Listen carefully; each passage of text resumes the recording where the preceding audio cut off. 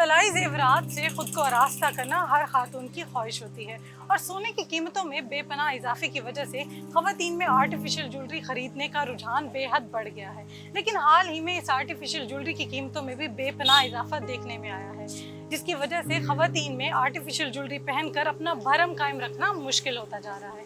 इस artificial jewellery के rates में इजाफे की क्या वजूहात है और गुज़श्ता चंद बरसों में कितना इजाफा हुआ है इसकी कीमतों में, आइए जानते हैं।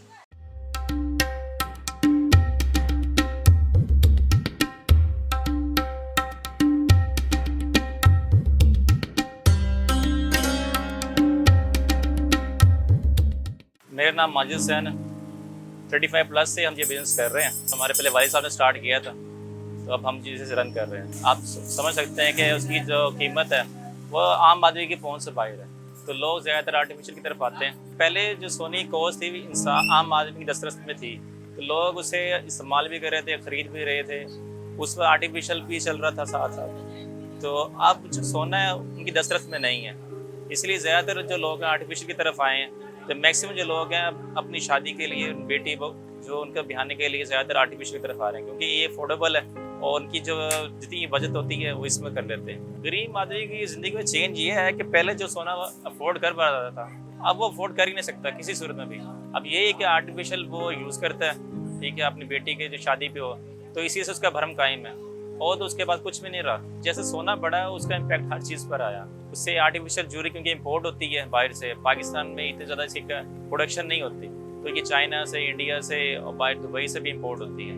तो इस पर टैक्सेस बहुत ज़्यादा आयद हो चुके हैं, ठीक है, जो कि आम आदमी की पहुंच से भी बाहर होते जा रहे हैं। तो इसकी कॉस्ट भी इंक्रीज़ हो चुकी है, तो ये भी आम आदमी के लिए काफ़ी मुश्किल होता जा रहा है। जहाँ लोग 2 चीज़ें खरीदते थे वहाँ पर एक पर आ गए। हमारे पास कस्टमर आते हैं, वही यही गिला करते हैं कि पहले इसकी कॉस्ट इतनी थी, आपने इतनी बढ़ा दी है, तो हम उस पर कुछ नहीं कर सकते। जैसे ही कस्टमर हमारे पास आता है उसमें सफ़ेद पोश लोग भी होते हैं, ठीक है, जिनकी रेंज इतनी नहीं होती। तो हमारी कोशिश होती है मैक्सिमम जितनी हम कम कर सकते हैं प्राइस में, जो एडजस्टमेंट होती है हम इसे करते हैं। हमें भी अच्छा नहीं लगता कि लोग हमसे खाली आ जाएँ, और क्योंकि हर एक की मजबूरी होती है, मजबूरी के तहत कोई आ रहा होता है। ज़ाहिर है वो सोना परचेज नहीं कर सकते, इसलिए आर्टिफिशियल रुख करते हैं। 5 साल पहले एक जो कुंदन की प्राइस थी, सिंपल एक कुंदन की प्राइस बताता हूँ, तो 500 थी।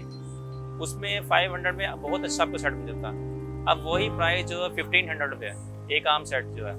यही है वो सेट जिसकी कीमत आज से चंद साल पहले तक 500 से 1000 रुपए के बीच में थी, लेकिन आज इसी सेट की कीमत तकरीबन 7000 तक जा पहुंची है। उससे आगे चले जाएं, आप आगे जाएंगे, पीछे नहीं आ सकते। हमारे पास यहाँ से आप 250 से लेकर 7000 तक हमारे पास होती रेंज। हम तो चाहते हैं जितनी प्राइस कम होगी गरीब के लिए आसानी होगी। गवर्नमेंट थोड़ी अपनी लचक दिखाए प्राइसेस के अंदर, हर चीज़ में उससे तवज्जो होनी चाहिए कि एक आम आदमी के लिए, ताकि वो जो पिस रहा है ये महंगाई की चक्की में उससे कम हो, उस पर लोड कम हो जाए। हमारे पास ब्राइडल से लेकर एक पार्टी के अंदर जो चीज़ होती है इस्तेमाल होने के लिए ज्वेलरी, हर एक की आइटम मौजूद है।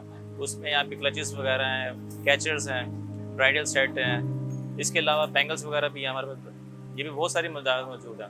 इसके अलावा माला हमारे पास होती है, ठीक है, जो ब्राइड के लिए इस्तेमाल होती हैं, पार्टी के लिए भी होती हैं लोग, लेकिन ये डिपेंड करता है वेदर के लिहाज से। तो ये ज्वेलरी है, ये सिर्फ गरीब नहीं इसे यूज़ करता है, इसे बहुत सारा जो एलीट क्लास है वो भी यूज़ करता है। उसकी वजह ये है कि जो वो सेट 1 लाख का परचेज करते हैं ना, उसके अंदर ये 10 सेट आए थे, वो इसे ज़्यादा यूज़ कर रहे हैं जो एलीट फैमिली है। तो क्योंकि 1-2 दिन का फंक्शन होता है, इसलिए वो लाखों रुपये उस पर इस्तेमाल नहीं करते। इससे उनकी काफ़ी सेविंग हुई है।